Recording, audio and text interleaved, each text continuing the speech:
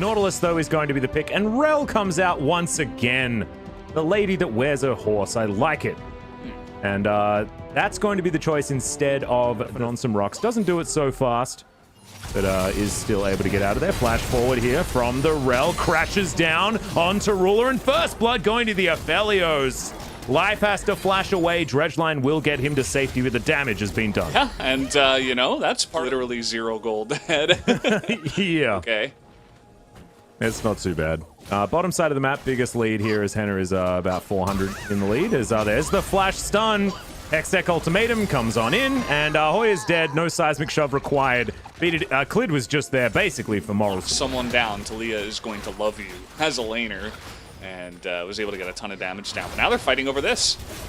Yep, another Dredgeline will come through here as BDD is sitting on the shockwave. Is going to use it just on Lava there to pull him back out, and the flash needs to be used, but it's not going to be enough to keep him alive. Rascal gets yet another kill. The beginning of last year, who's the most underrated player? I went on the Korean, I think it was Sunday Night LCK, that show, and they Yeah, I asked remember me, that. Yeah. who do you think is the most underrated player? And I said Rascal, and they were like, oh, really? Interesting. But yeah, the guy's got talent. He's really, really good. As I say that, he's getting beat down right now. Yeah, we are caster cursing him real hard as he goes back in. Hextech ultimatum to try and avoid some damage, but that's just a solo kill, guys. I have a feeling it's going to be traded back here as Clid is going to turn up. Umti is in position, command protect, and now the shockwave comes through. Hoya tries to flash out of the way, but it was just kind of on the spot. And it didn't really extra ammunition, I don't think. That's, that's just, well, that's not a good idea. I wasn't going to mention it, but, you know, it just came out.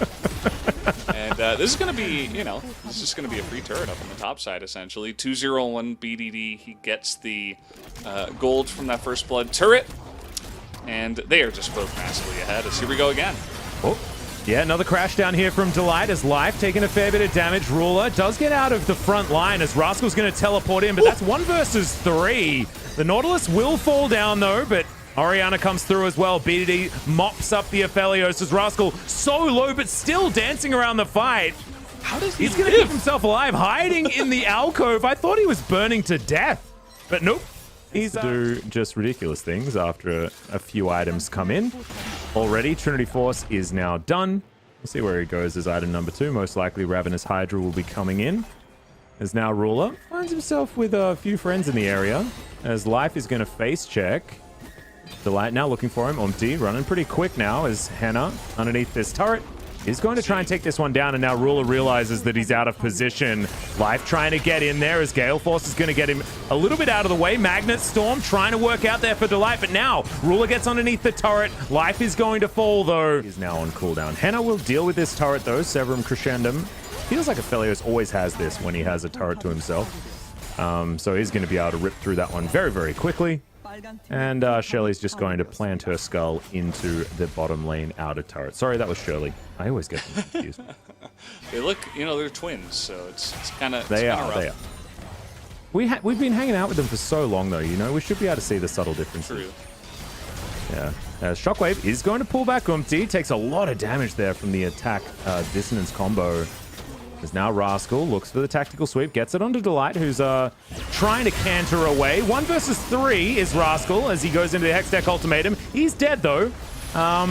Yeah, maybe a little bit aggressive as the Gnar is good. Moonlight Vigil is going to miss, though, as BDD sidestepping beautifully. Clid going to be able to take down the Gnar, and it's a 1-for-1 trade in the end. Some hyphy top laners going down. Yeah, at the end of the day, I'm not even sure that they could have gone for a 2v3 and 1, but I like that BDD and Rascal are flexing. Of course, you know, they both or a couple of teleports do come in, so they weren't ever going and probably wouldn't have had a fun time.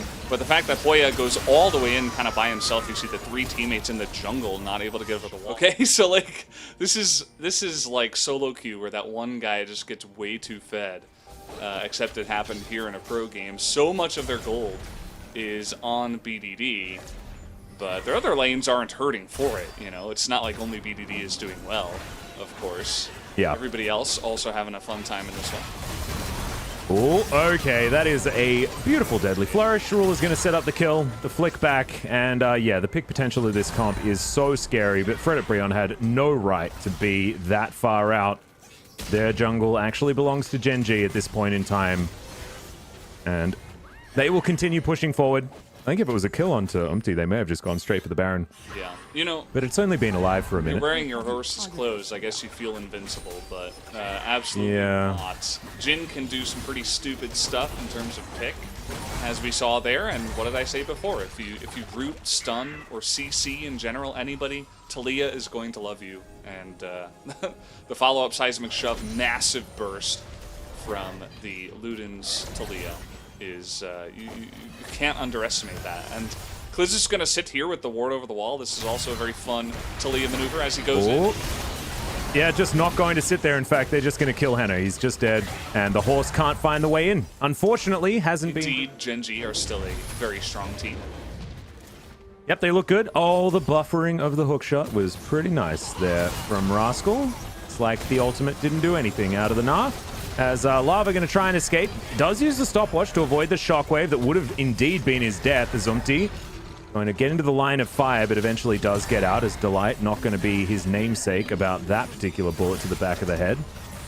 And now Fredit Brion setting up for the defense as best that they can. Hoyer off to the side, but that control ward in the brush is going to help Gen.G out a lot. Rascal over there, not going to get double tapped or anything like that. They're so fast. Yeah. Fredit Brion are not scary. Hoyer?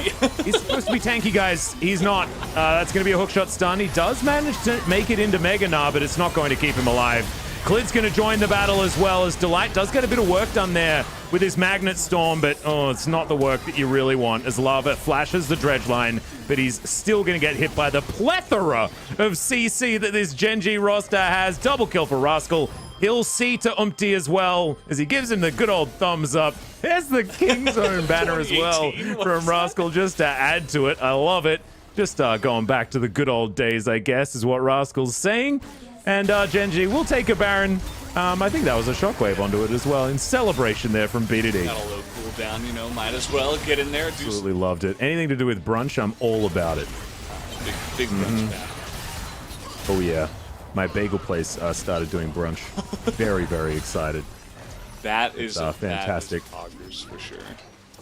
Yeah, on the global LCK broadcast talking about a Korean brunch place. It's probably not super relevant to a lot of you guys, but I hope it wasn't completely intolerable, as now Fredit Brion, they can't really tolerate Gen.G moving towards their inhibitor turrets. This game is feeling ever closer to over, if not it being completely over. You know, 12,000 gold, 26 minutes kind of tells the story. Yeah. We don't have to tell that story for you guys. You can take a look at the scoreboard. And maybe we can keep talking about Casper. Or brunch. I mean, I was kind of okay with that discussion. True. Well, they're just going to take the inhibitor, it looks like. Fredit Brion don't want anything to do with them. Yeah, that's going to go down. I'm looking forward to hearing about your brunch place a little bit later, but we are just going to talk about the fact that this top inhibitor is going to be falling down first.